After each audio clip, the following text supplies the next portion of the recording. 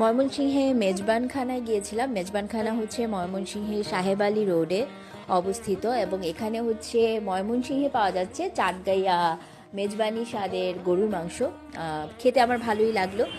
মেজবান গরুর মাংস, মাসকলাইয়ের ডাল, বুটের ডাল, মাংস সহ আর ভাত আমরা খেয়েছিলাম এবং আমি মাসকলাইয়ের ডাল সাধারণত খাই না।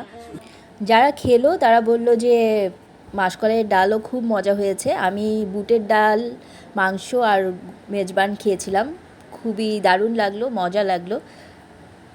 আর আর এই যে পরিবেশনটা খুবই চমৎকার ওদের।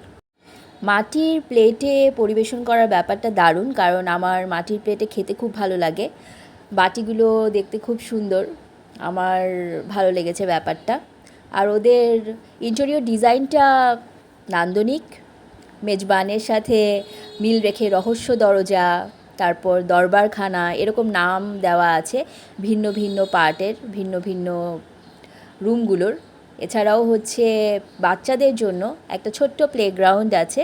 এই প্লেগ্রাউন্ডের নামটাও মজার, প্লেগ্রাউন্ডের নাম দিয়েছে তারা ছোট্ট পরীদের আঙিনা। মেজবানখানার অভিজ্ঞতাটা দারুণ ছিল। উড়াধুরা ট্যুরের সাথেই থাকুন।